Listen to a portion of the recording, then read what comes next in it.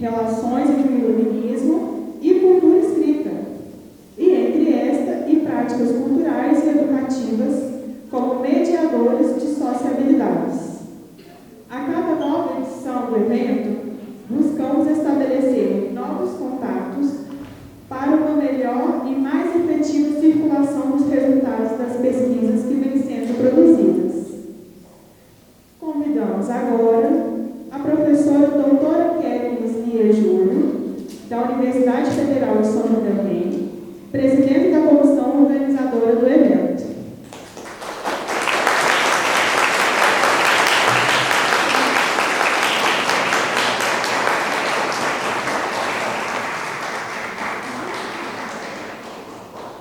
O professor doutor Antônio César de Almeida Santos, da Universidade Federal do Paraná, e a professora doutora Thaís Nívia de Lima Fonseca, da Universidade Federal de Minas Gerais, líderes do Grupo C Ibérico, Grupo Cultura e Educação dos Impérios Ibéricos.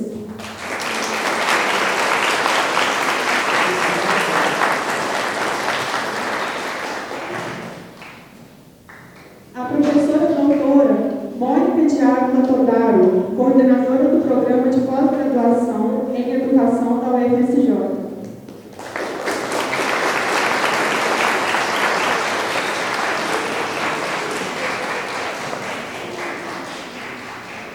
A professora doutora Giovanni Scarelli, chefe do Departamento de Ciências da Educação, o DCED.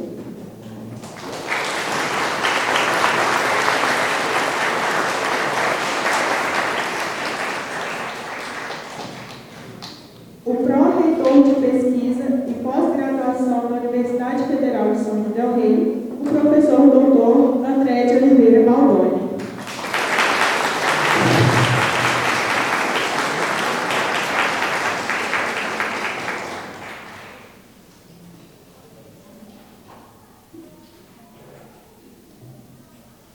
Convidamos a professora doutora Kelly Lislia Júnior para a fala de abertura desta conferência. Pessoal, boa noite. Primeiramente, eu gostaria de agradecer a presença de todos, sobretudo daqueles professores e professoras que aceitaram, fazer parte deste evento. O colóquio Cultura e Educação no Mundo Ibérico, este é a 6ª edição de uma atividade que o grupo tem tentado desenvolver já com uma longa data, esta é a 6ª edição. É um evento que ele é promovido pelo grupo CIBER, Cultura e Educação no Império Ibérico, nos Impérios Ibéricos, desculpem. E esse grupo ele é composto por professores, alunos, pesquisadores de diferentes instituições do Brasil e de fora do Brasil também. E como o próprio título do evento traz, é um evento que se dedica a pesquisar sobretudo os Impérios Ibéricos, então a América Portuguesa e aqueles espaços onde foram colonizados pela Espanha. Enfim, quero então registrar aqui que é um prazer ter vocês aqui durante este evento. Hoje é nosso primeiro momento, depois de uma longa caminhada aí de programação, de organização, a gente está aqui e espero que vocês possam usufruir aí de todos os momentos deste evento que foi construído para que a gente pudesse aí se aprofundar um pouco nas discussões sobre esse período, do final do século XVII até o início do século XIX, as discussões sobre a história e, sobretudo, as questões ligadas à história da educação. Então, é só rapidamente para desejar aí um bom evento e, mais uma vez, dar as boas-vindas para vocês.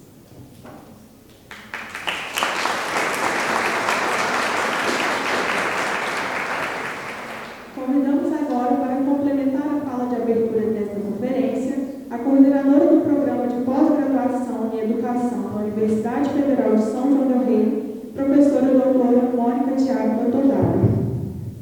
Boa noite.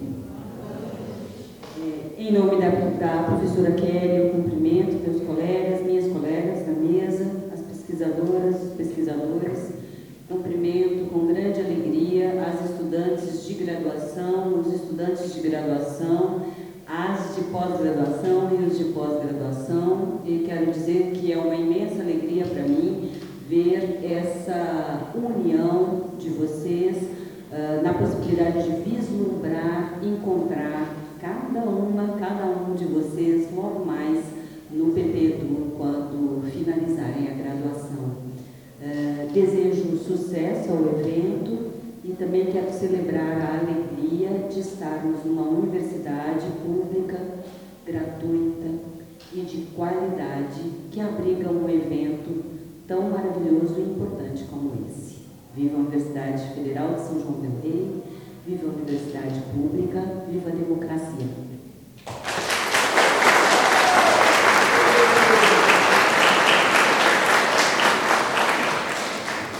Convidamos para nos dar as boas-vindas a chefe do Departamento de Ciências da Educação, professora doutora Giovanna Scaelli. Boa noite a todos e todas, principalmente meus colegas que se deslocaram, né, das suas universidades, das suas cidades, para estarem aqui em São João del Rei com a gente. Então, cumprimento aqui a banca, cumprimento a mesa,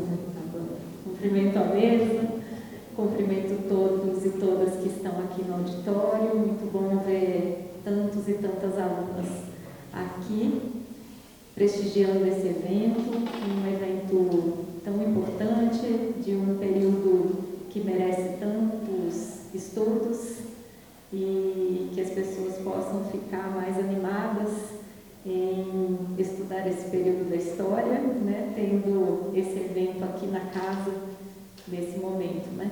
E eu só posso desejar que sejam dias muito bons, muito produtivos, muito leves também, de muitos debates, e que a gente possa aprender muito com todas as pessoas que se dispuseram a estar aqui, né, que aceitaram o convite, agradecendo muito, né, a Kelly e a Cristiane, que trabalharam intensamente para que isso pudesse acontecer, né? Então, fico muito feliz quando a nossa universidade recebe eventos dessa natureza, com pessoas tão importantes que estão aqui hoje, e isso é uma alegria para todos e todas, né, que estão aqui, nós professores e todos os estudantes que estão prestigiando o evento nessa noite.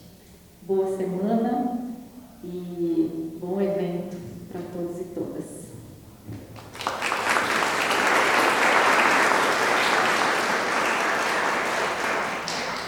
Convidamos para proferir algumas palavras o pró-reitor de pesquisa e pós-graduação da Universidade Federal de São João del Rei, o professor doutor André de Oliveira Baldoni.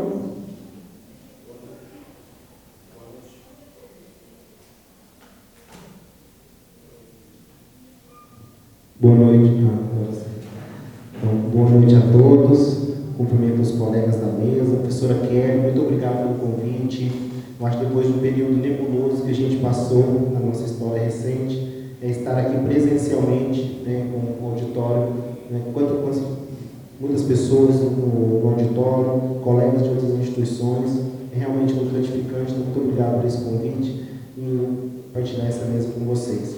E parabéns pela organização do evento, você e toda a comissão organizadora, a professora Cristiane, os colegas das outras instituições, então, parabéns pelo evento. Cumprimento a professora Mônica, que é uma grande parceira de luta na pós-graduação.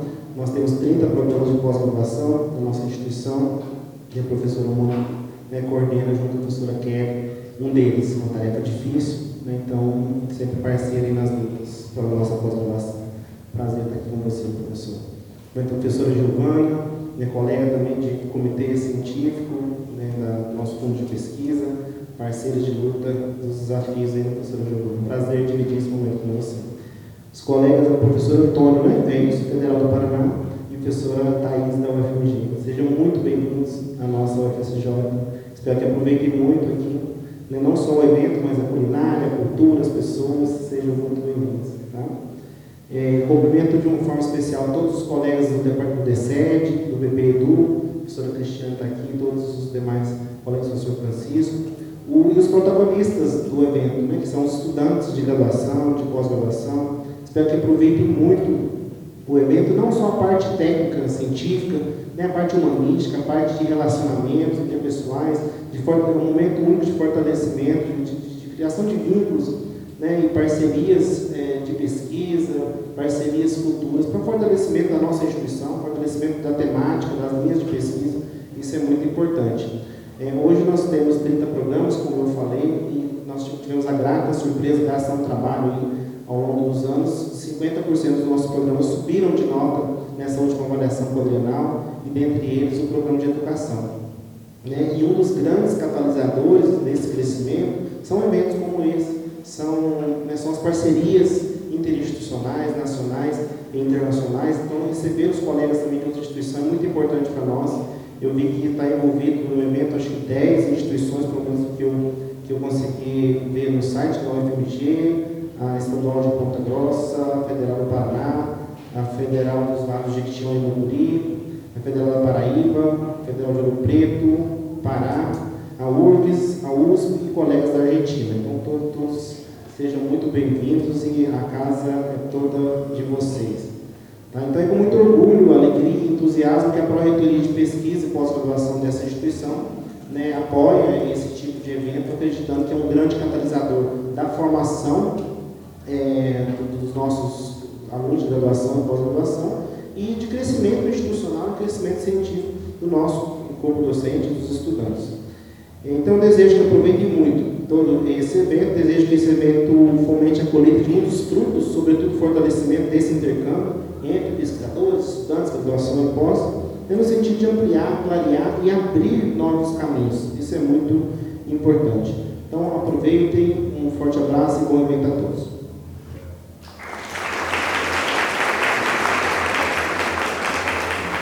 Convidamos ainda o professor Dr. Antônio César de Almeida Santos, da Universidade Federal do Paraná, para proferir algumas palavras. Boa noite. Inicialmente, agradecer à Universidade Federal de São João del Rei pela acolhida desse nosso colóquio, como a Kélia já mencionou, que é nosso sexto colóquio. Temos conseguido manter essa continuidade, que é importante. Gostaria também de agradecer nas pessoas da Kelly e da Cristiane pela organização do evento. Eu sei que muitas mais pessoas trabalharam para que ele pudesse se efetivar. Então, muito obrigado a todos e a todas que arregaçaram as mangas para tornar possível que o evento acontecesse. E, assim, a professora Thais vai falar um pouco de como surgiu o nosso grupo, como esse grupo tem atuado. Nós somos, efetivamente, várias, representamos diferentes instituições espalhadas pelo Brasil. A gente poderia talvez dizer do Oiapoque ao Chuípe. Nós temos pessoas no Rio Grande do Sul, outros colegas no Pará. Então, nós temos efetivamente uma rede de pesquisadores espalhada pelo Brasil. E eu agradeço a presença de vocês e espero que todos possam aproveitar essa programação nesses próximos dias, até quinta-feira, nós teremos até sexta de manhã. Então, espero que todos aproveitem bastante essa programação. Obrigado.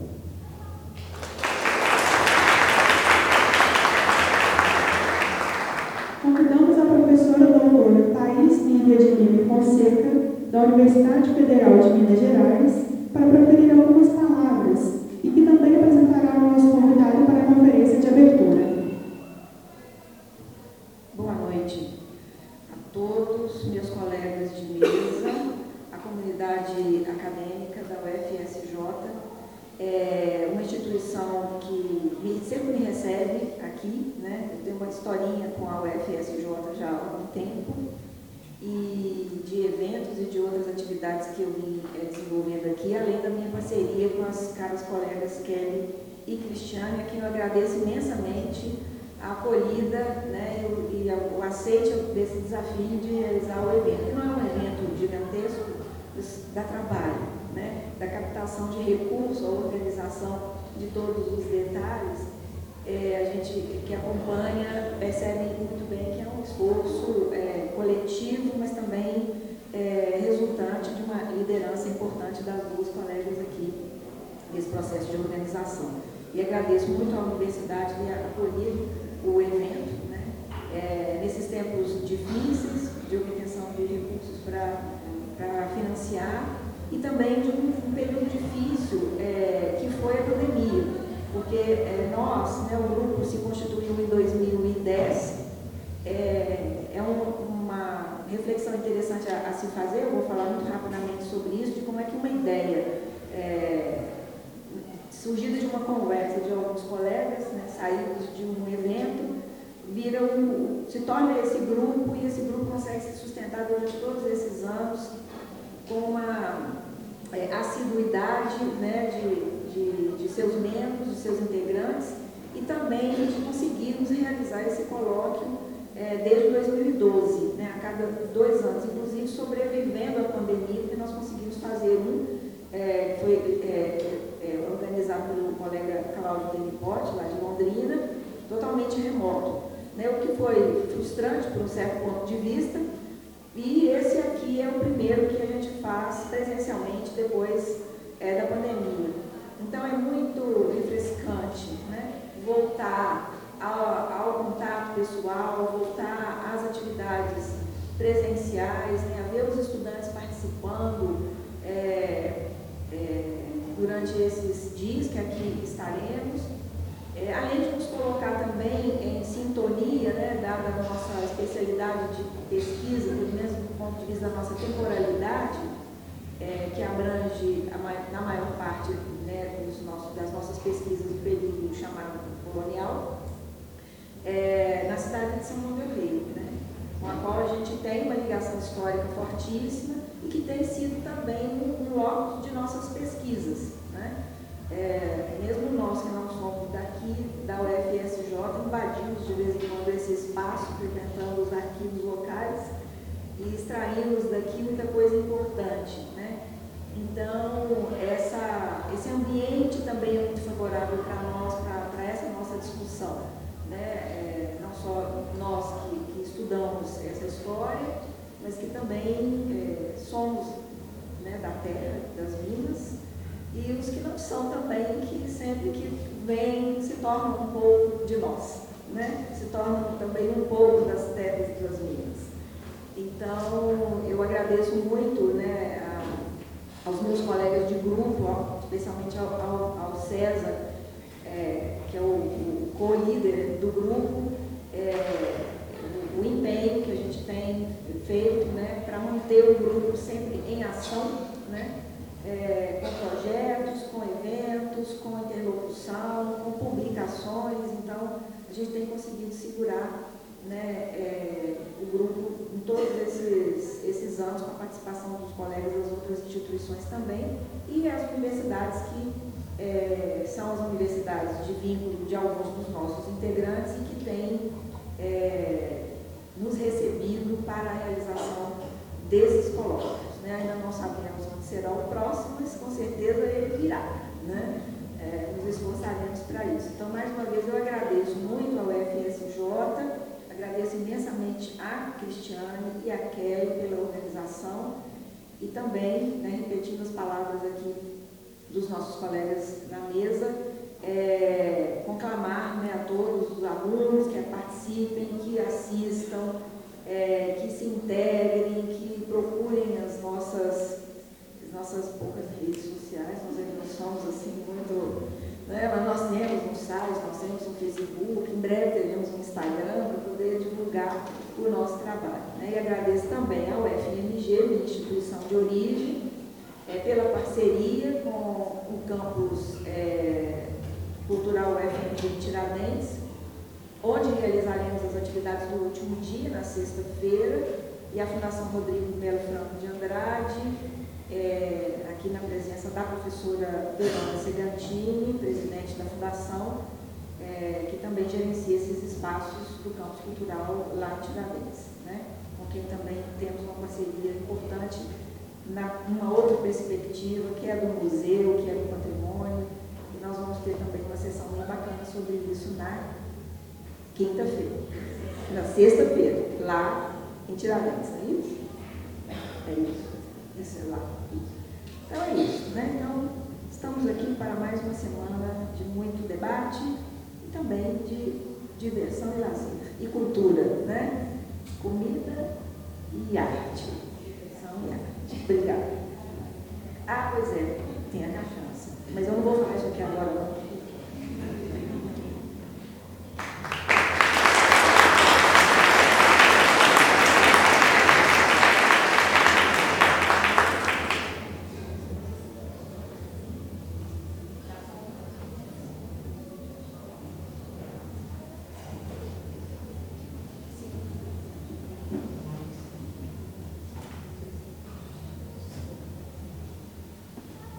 Nós vamos desfazer a mesa. A Thaís daí vai chamar nosso convidado, né, da conferência de abertura.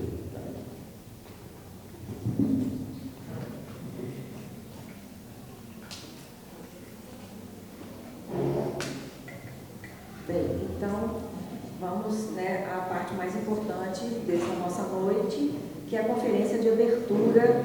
E para isso, então, eu vou convidar aqui o professor, vai me corrigir, Wojciech, é isso mesmo, Kuleska, da Universidade Federal da Paraíba, nosso grande colega na história da educação já há bastante tempo, a quem eu convido para compor a mesa.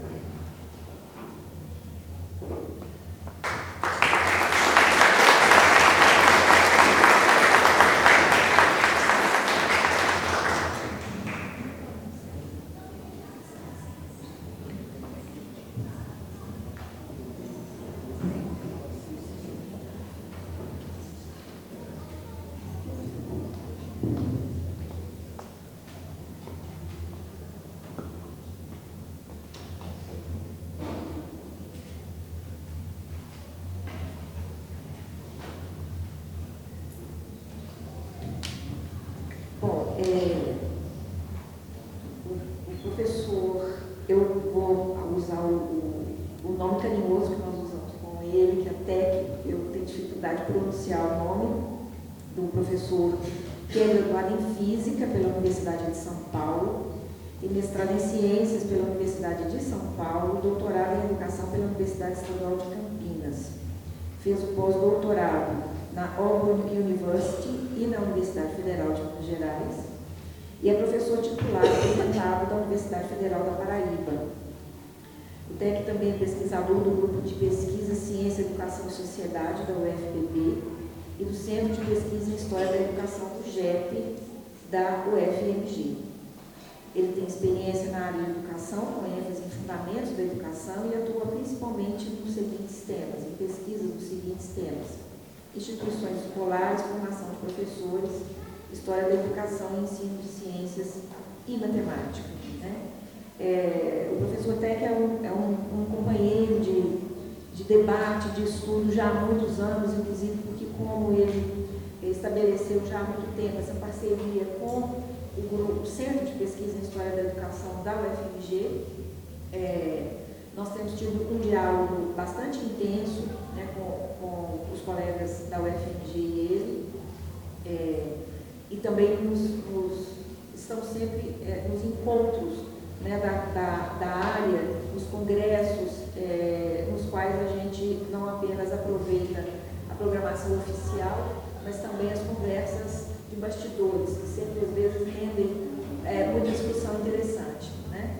Então eu agradeço em nome do CEIBERO muitíssimo o aceite ao nosso convite para proferir a conferência Pensamento Educacional Moderno, Educação e Civilização.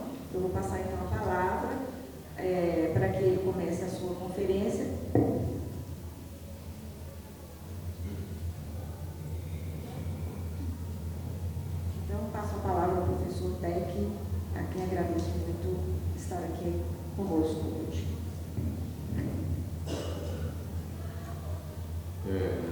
Boa noite a todos, todas.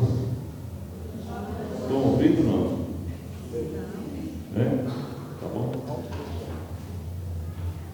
É realmente um prazer estar novamente em presença, né? Presença de gente. Né? Então, eu queria agradecer muito aqui a professora, né, ao grupo, né, de pesquisa por esse convite, porque esse convite, vamos dizer assim, me reintegrou novamente, né, na cultura, na educação brasileira, na minha vida de professor. Né, porque a gente passou por um momento epidêmico, né, em todos os sentidos, muito grande nos últimos anos. Eu queria falar, eu trouxe um texto para vocês lerem, né, depois se vocês quiserem, mas eu acho que é melhor eu falar de memória, né? Porque afinal de contas o texto fui eu que escrevi, então eu me lembro dele. E acho que vai ser mais interessante nessa forma de diálogo. Então, o que é a temática aqui? O que a gente vai falar? A gente vai falar da modernização, como é que a educação se modernizou, como é que ela mudou, se transformou no decorrer do tempo. Né? E aí a gente não tem jeito da gente não se referir à influência que houve da educação, da cultura, né, de outros países, principalmente de Portugal. Né? Então, a primeira coisa que sacudiu a educação brasileira foi o movimento todo chamado de iluminismo, né, que chegou inclusive a criar uma espécie de ilustração brasileira, né? E de repente no Brasil começou a se pensar em outras coisas diferentes do que havia. Né? Então o pessoal foi estudar fora, né? Principalmente naquela época estudar em Portugal, em Coimbra, né? E a educação, a ciência, a ciência nessa época era qualquer conhecimento passou a ser valorizado, passou a ter o seu grande valor e o pessoal começou a conhecer, né? Ou seja, essa ideia de que a luz ela pega, esclarece, ela ilumina, ela faz com que a gente saiba das coisas, chegou no Brasil nessa época, uma época por coincidência, ou melhor, por coincidência com os movimentos da Revolução Francesa, da Inconfidência, da Revolução Americana, um pouquinho antes. Então todas essas coisas vieram todas de uma vez. E junto à educação, a educação como uma maneira de transformar as coisas, né, de mudar as coisas, mudar o mundo, fazer o mundo melhor, fazer progredir o conhecimento, progredir todas as coisas boas, né, e acabar com as coisas ruins. Isso tudo era o discurso dos chamados filósofos na época, né? Quer dizer, era do que se tratava. E esses filósofos, esses escritos, essas ideias, elas tiveram repercussão muito grande aqui no Brasil também. Então a gente tem toda uma série de projetos, planos, todos eles inspirados por esses pensadores que eram da Revolução Francesa, do iluminismo inglês, da ideia do Adam Smith, né, da ideia comercial, né, da ideia de como é que a riqueza é produzida, como é que ela é distribuída, né? Quer dizer, o início do capitalismo, né? O capitalismo industrial, não o capitalismo comercial, mas o capitalismo industrial, a transformação. Todas essas ideias tiveram repercussão. Já em 1800 e pouco, o Visconde de Cairu, quer dizer, que era um baiano, já escreveu sobre a economia política. Né? Isso já assimilou essas coisas para falar sobre a realidade brasileira. Então, essas ideias todas foram vindo de fora do Brasil e aqui progredindo também. No caso da educação, a influência maior direta que houve foi a influência do iluminismo português.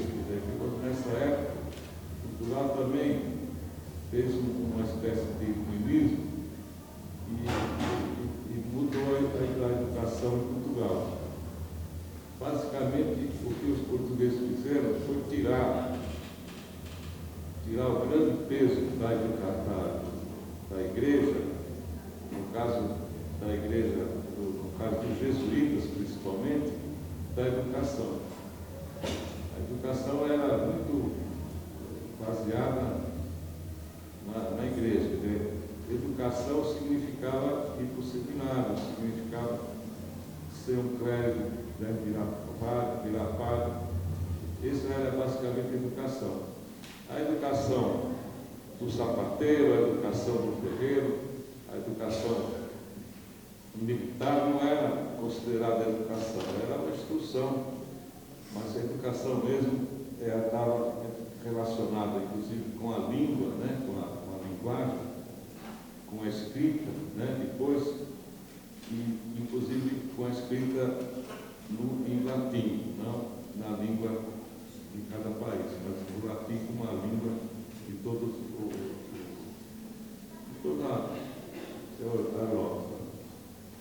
E então, essa transformação foi feita por Pombal, né, por Marquês de Pombal, ela refletiu diretamente no Brasil.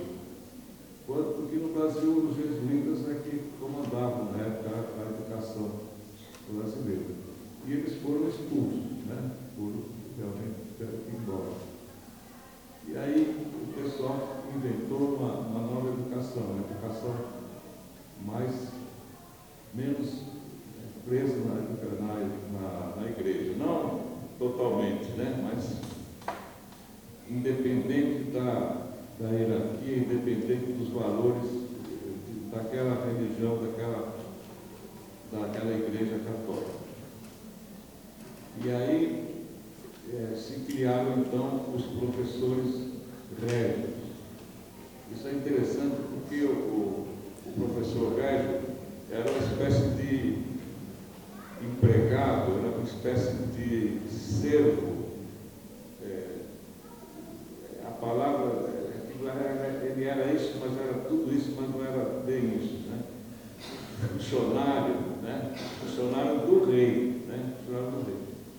Então ele passou a ter esse papel dentro da sociedade e o professor foi valorizado. Inclusive, foi valorizado como professor que tinha certos privilégios de nobreza. Por exemplo, ele não podia ser preso por qualquer coisa, né? E uma série de coisas.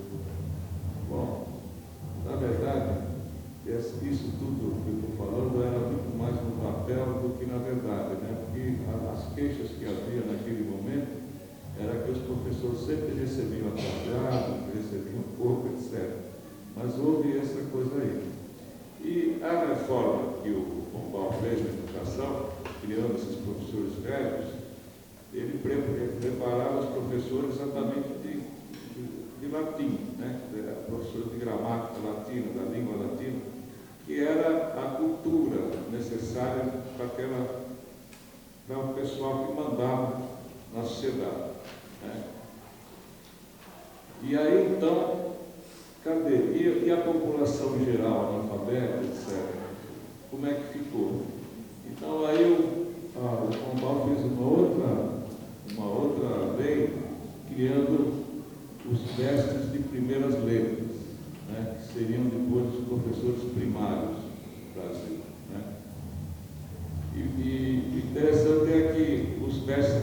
letras não tinham nenhum título de nobreza, não tinham nenhum privilégio de nobreza, só os professores velhos. Então, essa mudança que veio de Portugal, esse é o ponto que eu queria insistir bastante aqui, de como que as coisas vão se propagando. Quer dizer, nesse momento é criada a diferença entre o professor da escola primária e o professor do ginásio, o professor da universidade e o professor da educação básica, né? E nesse momento é criada essa diferença. Quer dizer, como essa criação reflete toda uma situação de como é que cada professor, cada atividade dessa tem o seu lugar na sociedade. E se vocês forem ver, esse tipo de coisa foi acontecendo até hoje, né? A gente pode verificar esse tipo de hierarquização, né? Bom, então, uma das coisas que também veio nessa época, mas já depois da reforma de Pombal, foi a ideia de ter o ensino de massa, tentar fazer com que as escolas tivessem muitos alunos, fazer uma educação para todo mundo, né? Então se criaram vários sistemas, né? Sistemas para se fazer essa educação de massa.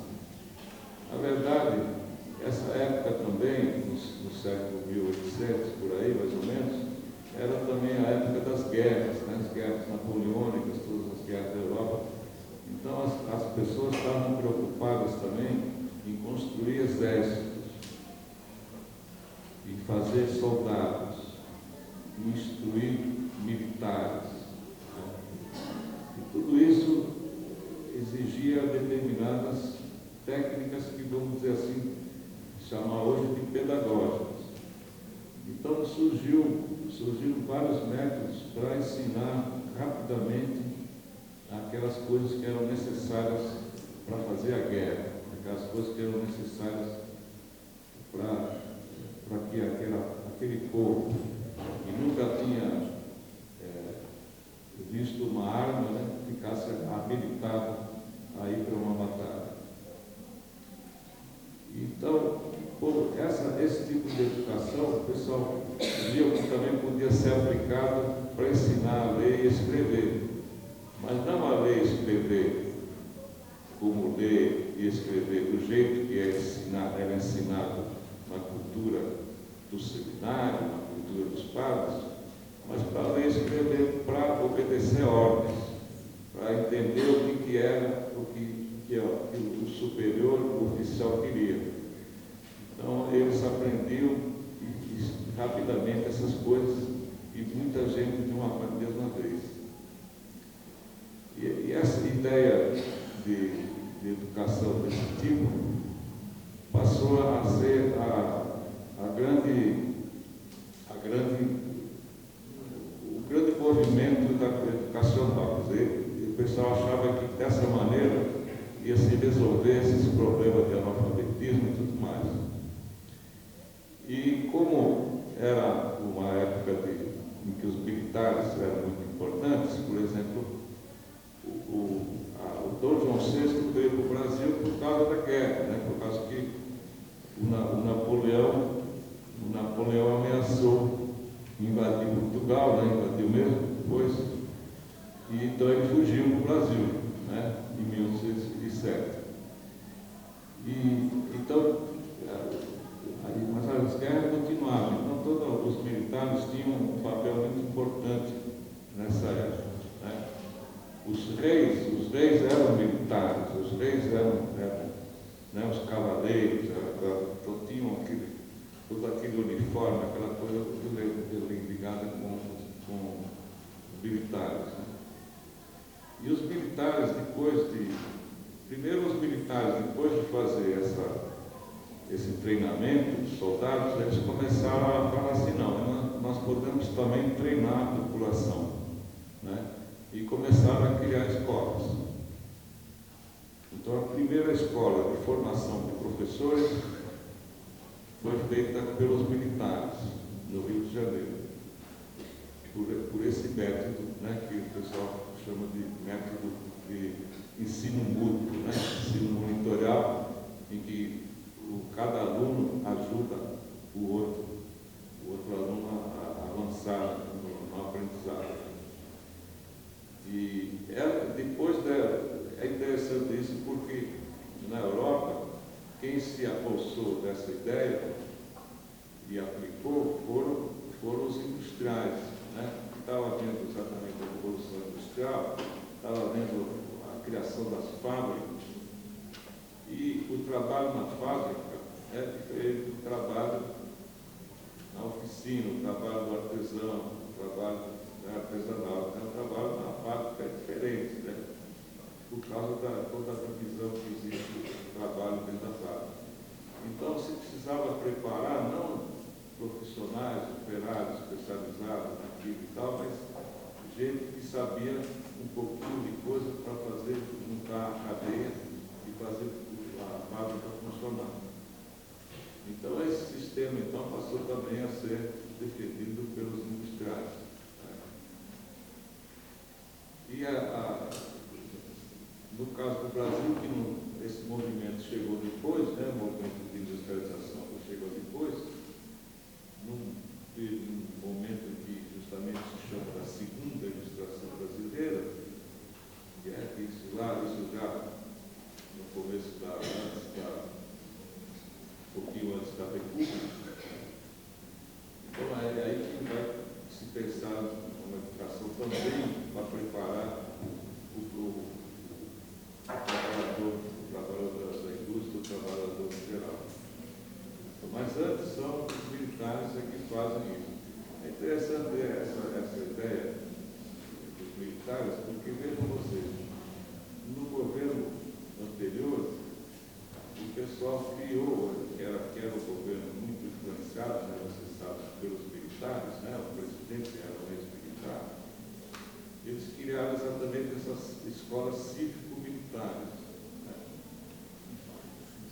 Então, os militares, eles ficaram tão animados com a ideia, falaram assim, não, se nós podemos preparar os nossos militares, então podemos preparar a população em geral também. Né? A gente entende disso, a gente sabe disso e vamos fazer isso. E foram criadas várias dessas escolas militares em que a disciplina, toda a orientação da escola, a filosofia da educação dessas escolas era dada pelos militares. E de fato, né, dizer, pelos militares, em geral, militares que já eram da reserva, já eram, vamos dizer, aposentados. Então, era uma maneira de também fazer a participação desse pessoal.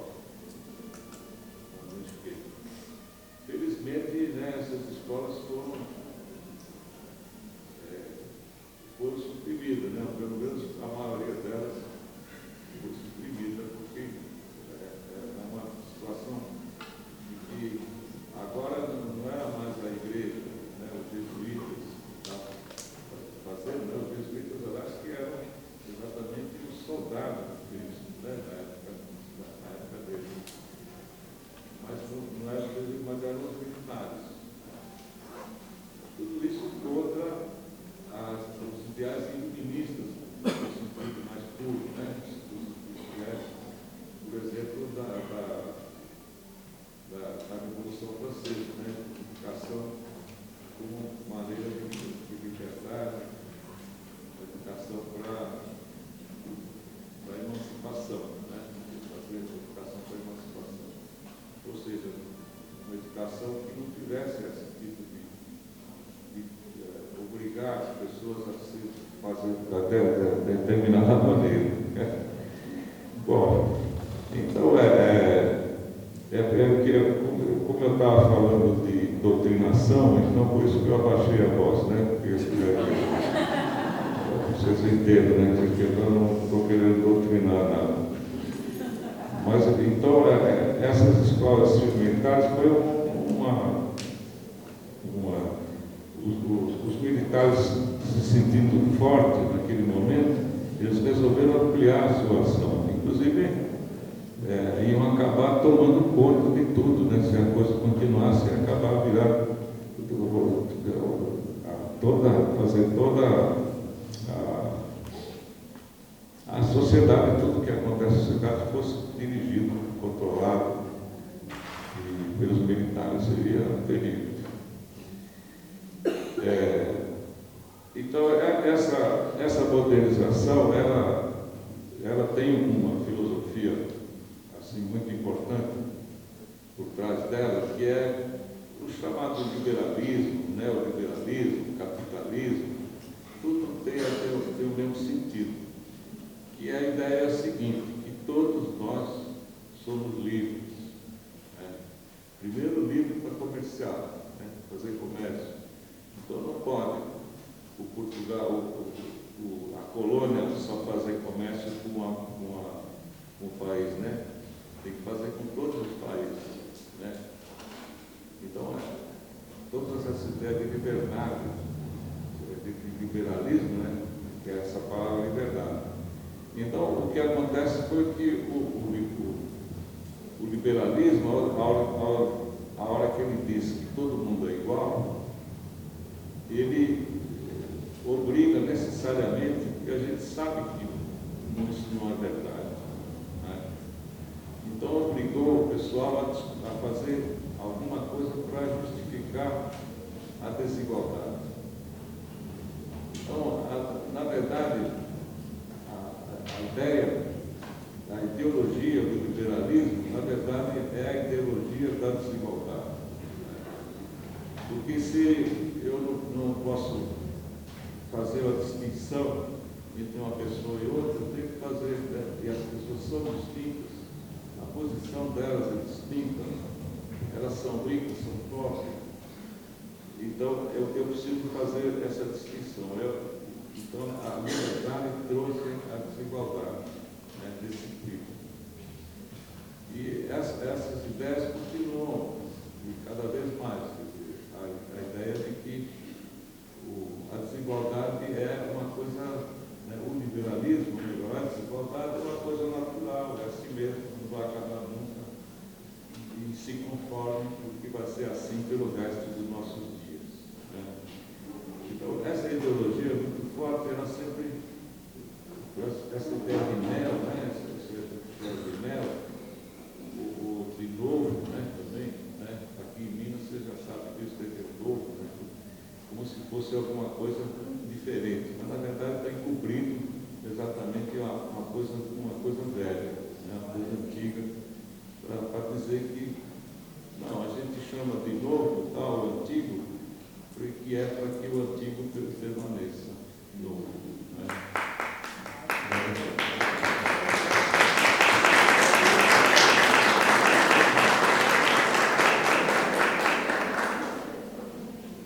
Então, essa ideia, então, no caso da educação, ela é fundamental, porque a gente sabe que a nossa educação, a nossa sociedade é muito desigual, mas a educação contribui para isso, né? Então, a nossa luta contra a desigualdade na educação é a luta contra a desigualdade na sociedade, né? Então, e por isso que eu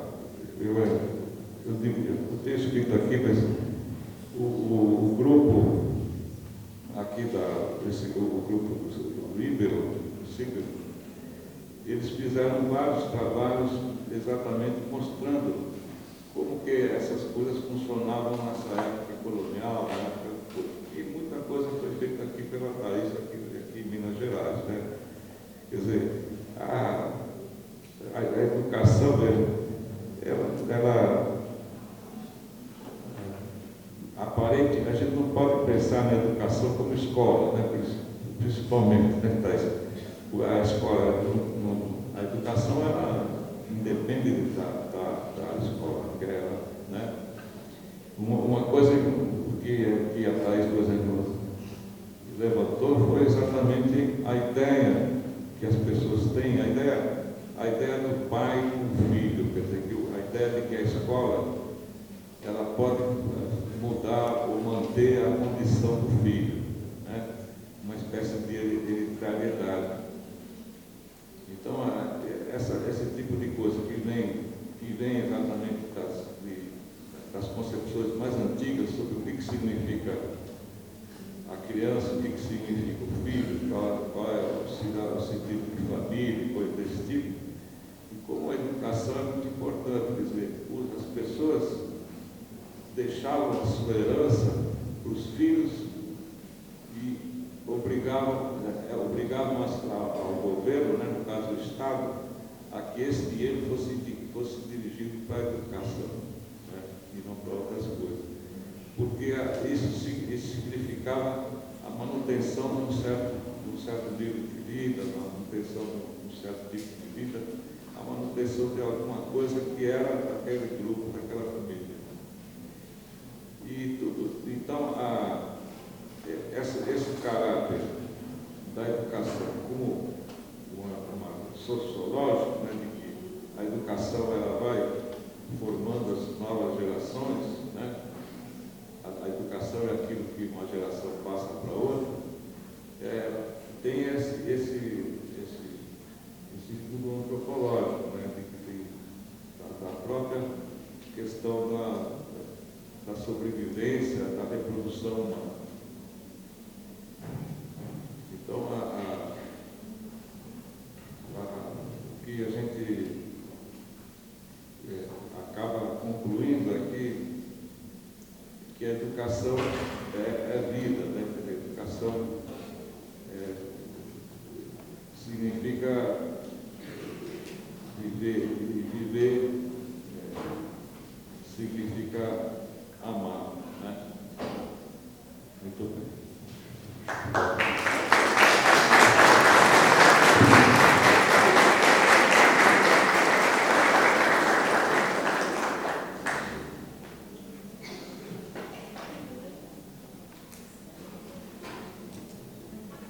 Agradecemos ao professor por sua presença e por compartilhar suas pesquisas.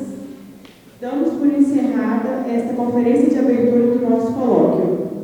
Lembramos que, como informado na programação disponibilizada, amanhã, dia 9 de agosto, às 9 horas, teremos uma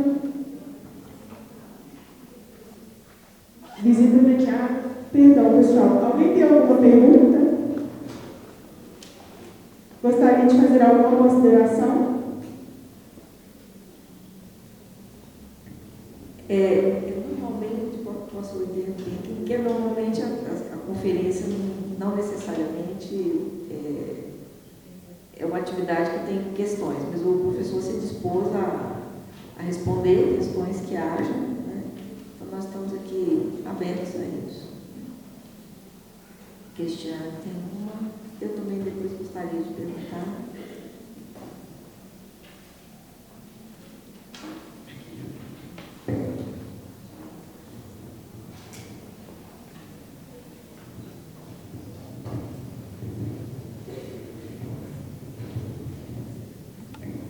Boa noite a todas as pessoas presentes. Agradeço muito a todos os professores e professoras que vieram a compor o colóquio, aos professores líderes do CEIBER, a Kelly, eu falo sempre CEIBER, desculpa, CEIBER, a Kelly, ao professor Tec, é um prazer reencontrá-los, né, depois de tanto tempo, aos meus colegas de departamento, ao pró-reitor de pesquisa. Professor Tec, eu tenho uma pergunta que se refere bastante ao espaço histórico, né, e ao contexto histórico brasileiro, que eu gostaria que o senhor desenvolvesse, se possível, que é pensar também o elemento da escravidão no nosso contexto, né? Além de todos esses elementos que foram destacados muito bem na sua palestra, na sua conferência.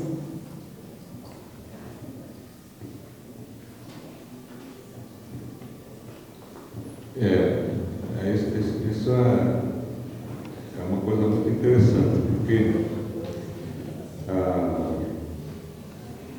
A gente sabe, né, que o pessoal gritava por liberdade, igualdade, fraternidade, mas mantinha a escravidão, né?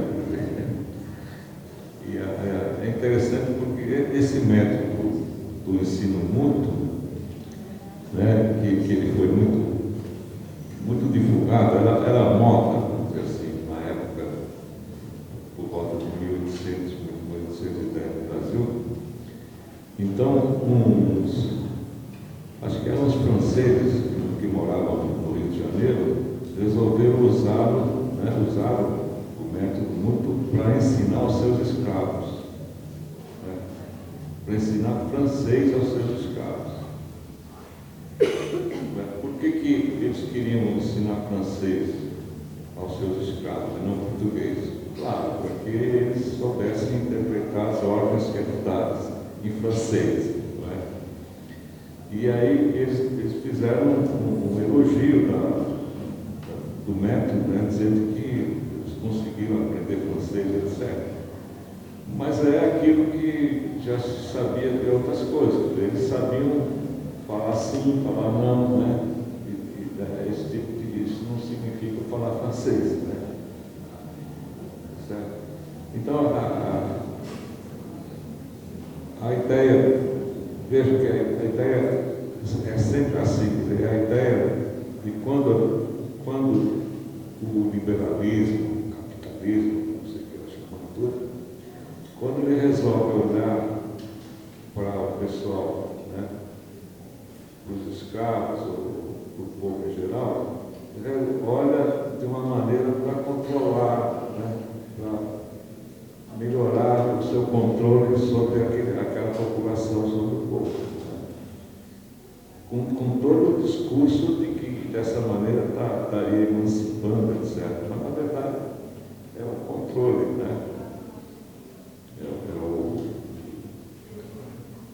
Para não fugir do controle. Então, tem toda essa coisa. Isso é muito importante, né, essa questão da escravidão, porque você sabe que o escravo não tinha direito a ir à escola. Né?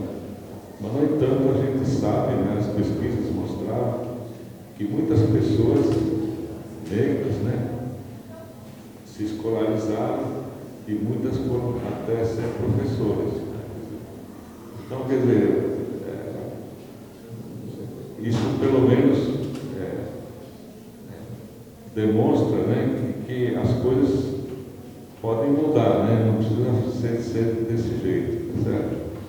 Porque as pessoas têm outras alternativas, outras perspectivas que podem se colocar. Né? E uma das coisas que marcou profundamente essa ideia foi exatamente a revolução dos negros no Haiti. Né?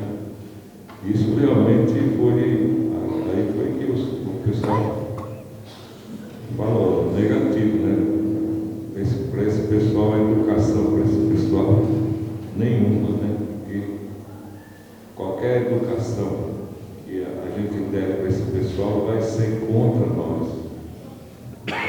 Não vamos educar nada. Mas é um problema, essa questão, ela se reflete em toda a sociedade brasileira, né? Quer dizer, a situação, né, de escravidão, ela é outra coisa que também é daquelas coisas que vai passando o tempo e ela vai se mantendo. Ou se mantém como era, ou se mantém lembrando como era, né? Refletindo como é que era.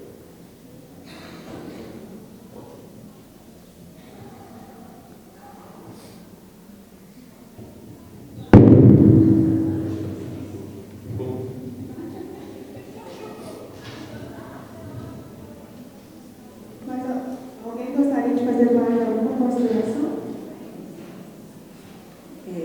Bom, vou me permitir aqui, eu tive uma sensação interessante ao ouvir sua fala e conhecer os trabalhos anteriores seus, por causa da ênfase que me pareceu ter sido dada aqui na sua apresentação, a questão do método, né? Como se defendeu em determinados momentos um método, vamos dizer assim, pedagógico,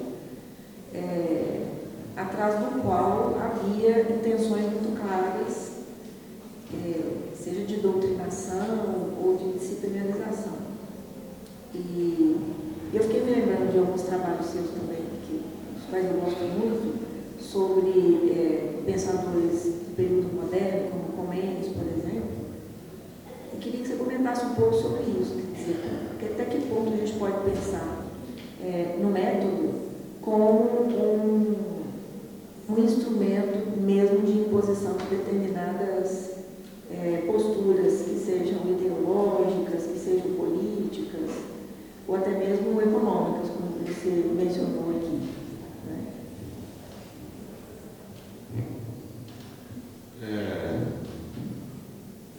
Isso é muito interessante, essa questão, porque um dos pensadores franceses, né, que foi muito usado, né, o seu pensamento foi usado no Brasil, ele tinha essa ideia, né? Ele achava que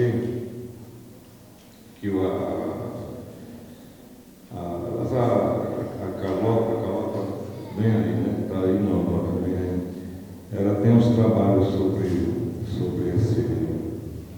esse francês e mostrando essa ideia.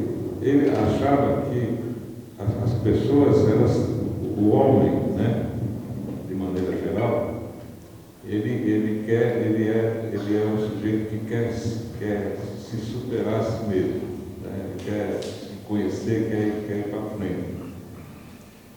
E isso é inato, seria uma natureza humana, né? E o sujeito querer fazer isso. E com isso a sociedade também, ela quer o progresso, ela quer por isso que as pessoas, por isso que vale o conhecimento, vale a educação, por isso que tudo isso é importante, porque é uma maneira de completar o homem, né? O homem precisa se completar através de mais conhecimento, mais educação. E o Comênides era um pouco isso, só que o Comênides tinha uma interpretação religiosa, né? E o homem ele é incompleto, porque ele ainda não chegou a ter a coisa a coisa divina, né? Quer dizer, que a ideia do Comênides é que o homem educado é o homem que vai para o céu, né? É um sujeito que está preparado para ir para o céu. Então, modernamente, é interessante que se vocês pegarem o Paulo Freire tem uma ideia parecida, porque ele acha que as pessoas são incompletas. As pessoas, elas estudam, elas querem conhecimento e tal, uma maneira de se completar, de ser mais, né? Como ele fala, de ser mais. Porque o que elas são é pouco, elas querem ser mais. É mais ou menos a mesma ideia de que o menos e do.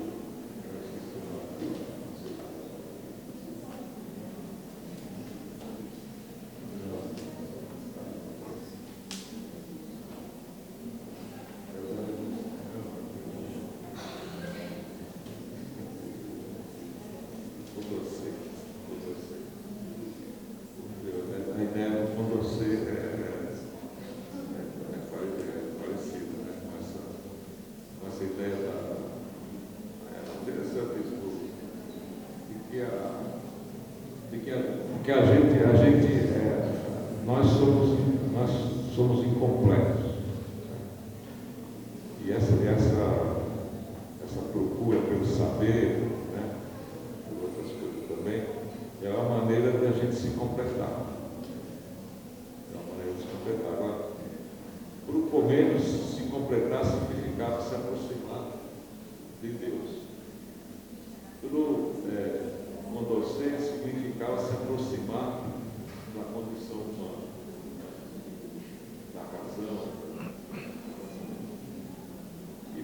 Freire tem um sentido muito mais de emancipação, né? Ser mais.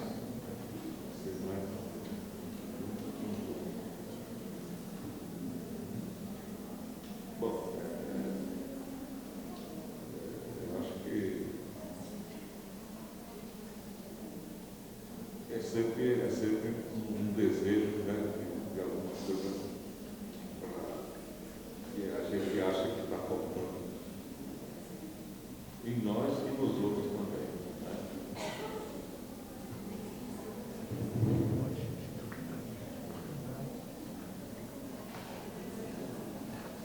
Mais alguma consideração?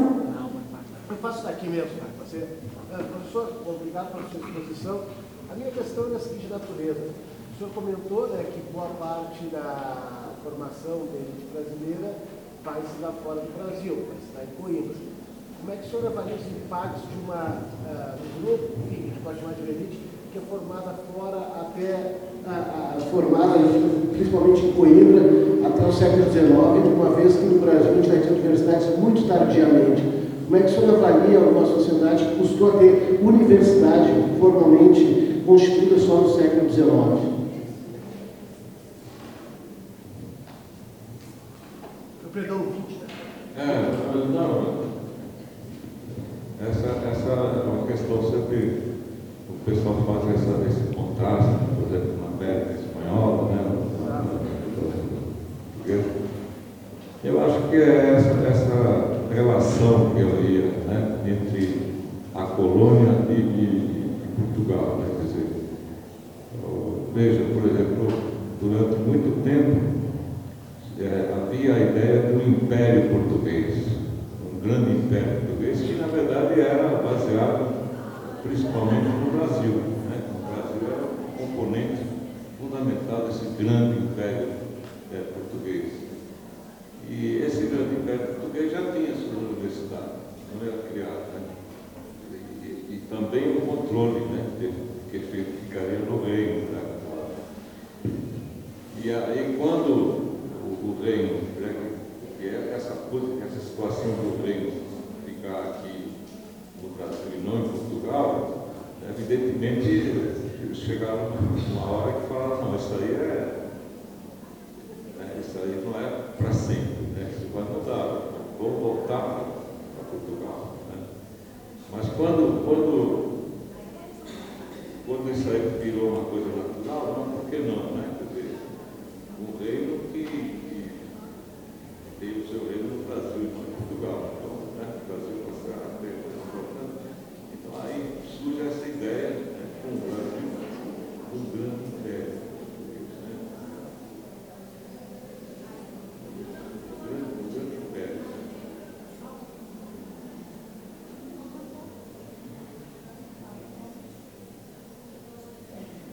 E aí, então, acho que, por causa disso, teve uma discussão, né, importante na época da Constituinte, né, teve uma discussão importante na Constituinte sobre a universidade, né, mas ficou só na discussão, não houve nada, não foi feito nada. E veja, o pessoal habilitou os advogados, né? Em 1827 criaram as faculdades de direito, né, que eram necessários, né, os bacharéis, né, para comandar, né, controlar o Estado. Né? E também se criaram as academias militares também. Depois também os médicos também, né, que tinham que cuidar da vida das pessoas também. Das pessoas não, a vida dos nobres. Né? Mas a questão interessante essa, porque que é outra coisa importante que reflete a realidade hoje, por exemplo. Né? Por que se faz a universidade em Belo Horizonte e não se faz em São João del Rei? Né? Ou, sei lá, em outro lugar? A universidade tem que ficar sempre junto do poder, né? Ou do poder maior, tal. Então, a ideia é sempre a ideia de fazer a expansão do ensino superior no Brasil, sempre tem esse problema, né, de que o ensino superior expandido demais, ele vai acabar se estragando a si mesmo. Né? Então, todos os movimentos que tem, por exemplo, corporativos, né, das faculdades de medicina, das faculdades de direito, só nesse sentido de que, se tiver advogado demais, médico demais, eles não vão ganhar mais nada. Né? Então, tem essa defesa também.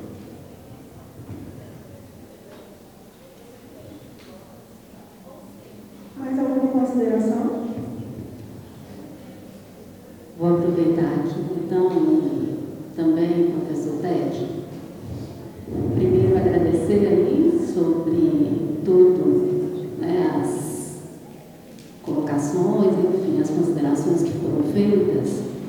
E a questão que eu queria fazer, professor Tete, é referente ao seguinte: eu gostaria de pedir, na verdade, que o senhor pudesse aprofundar, ou melhor, retomar um pouco das discussões quando foi apresentada a discussão sobre igualdade e liberdade, mas eu queria pensar especificamente dentro do contexto brasileiro, né, que é um contexto mestiço, que a gente vai ter as populações indígenas, a população negra, enfim. E aí, como que a educação, ela teve, ou melhor dizendo, qual é o papel, né, para tentar aprofundar um pouco dessa discussão, o papel da educação na difusão dessa ideia de liberdade, de igualdade dentro desse contexto mestiço. Gostaria que o senhor pudesse falar um pouco mais sobre isso.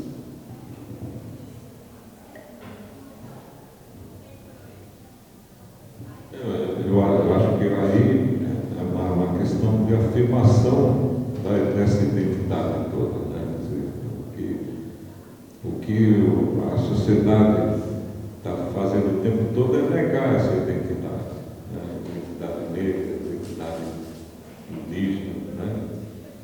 Sempre, né? Então, isso tem que ser afirmado. Então, é uma coisa que evidentemente não adianta ser só os negros, só os indígenas, né? Só o pessoal fazer. Tem que ser uma coisa da sociedade inteira. Eu acho que nesse sentido a gente avançou. Eu acho que há uns avanços na sociedade em relação a isso. Né? Não sei. É difícil medir essas coisas. Me parece que há muita coisa. Sabe? Agora, é terrível essa coisa, né? Porque o sistema, né, como se fala, né, o sistema, né, a coisa do capitalismo, coisa assim, ele pega essa coisa assim e faz né, faz assim, não, isso é para nós, né? Então você veja todas essas ideias que existem sobre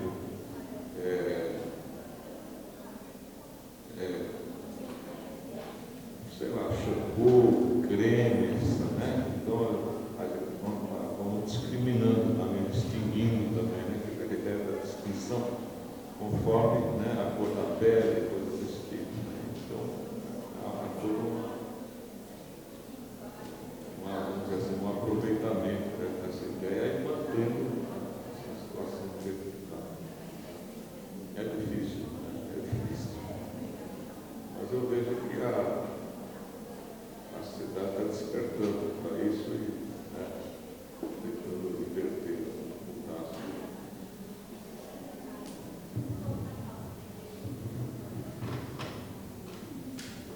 Alguma outra contribuição?